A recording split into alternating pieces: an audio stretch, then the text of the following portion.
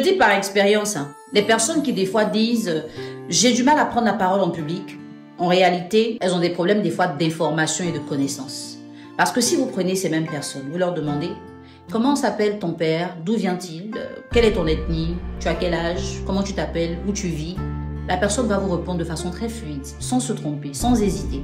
La seule hésitation pourrait venir du fait qu'elle ne te connaît pas, donc elle ne sait pas pourquoi tu lui poses ces questions. Mais si elle a confiance et qu'elle te parle, à aucun moment, elle va faire de pause ou hésiter parce que ce sont des informations qu'elle maîtrise.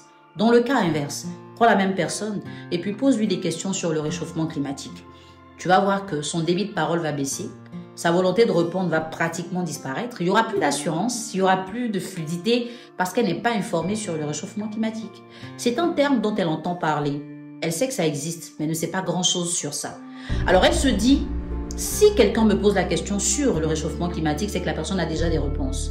Comment je réponds sans que la personne sache que je ne sais pas vraiment? Comment je réponds pour ne pas être ridicule? Comment je réponds pour ne pas raconter des fausses choses? Donc, toutes ces questions dans son esprit vont entraîner un blocage psychologique.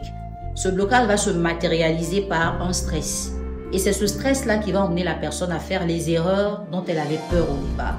Parce qu'on le dit, c'est ce que tu crains qui finit par t'arriver. Tellement que vous avez peur de vous tromper, vous finissez par vous tromper. Tellement vous avez peur de ne pas assurer, vous finissez par ne pas assurer. Donc en vrai, vous êtes la même personne qui parle des deux sujets. Pourquoi quand vous parlez de ce qui est léger, vous êtes à l'aise et quand vous parlez de ce qui est sérieux, vous ne l'êtes plus? C'est parce que vous n'êtes pas informé. Donc faites l'exercice contraire. Commencez à vous renseigner sur les choses importantes. Que ce soit dans le domaine professionnel, dans la vie sociale, à n'importe quel niveau, vous avez besoin de vous mettre à un niveau supérieur. Quand vous allez le réussir, vous n'aurez plus de peur à prendre la parole en public. Parce que même les personnes qui sont de bons orateurs, qui parlent bien en public, ne sont pas informées sur tout. Mais ces personnes-là, parce qu'elles ont pris l'habitude de s'informer, elles ont pris l'habitude de développer leurs connaissances et leurs compétences, même quand c'est un sujet sur lequel elles n'ont pas d'informations, en 2-3 minutes, elles arrivent à se mettre au niveau et à parler. Contrairement à vous qui n'avez pas pris l'habitude de développer cette faculté-là.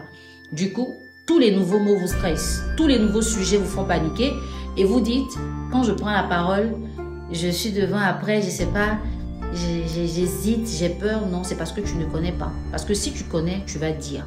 La preuve, quand tu critiques les gens, est-ce que tu as peur? Tu es la même personne qui fait les deux choses. Pourquoi critiquer les gens ne te fait pas peur, mais parler sérieusement te fait peur? Parce que dans la critique, tu as la maîtrise. Mais dans l'explication des termes sérieux, tu n'as pas la maîtrise. Si ça t'intéresse de faire un coaching en art oratoire, c'est possible, avec moi, tu pourras.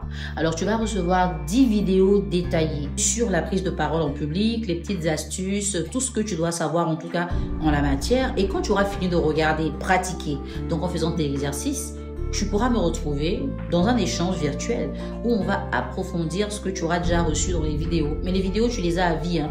Peu importe le moment, chaque fois que tu as un petit trou, tu vas regarder, tu te mets à jour. Pour ça, il y a un numéro au-dessus de la vidéo ou sur la vidéo pour ceux qui regardent sur TikTok.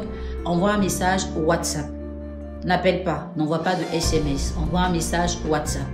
Tu vas être redirigé sur la plateforme. Tu suis les instructions, tu prends ton rendez-vous et puis tu m'attends.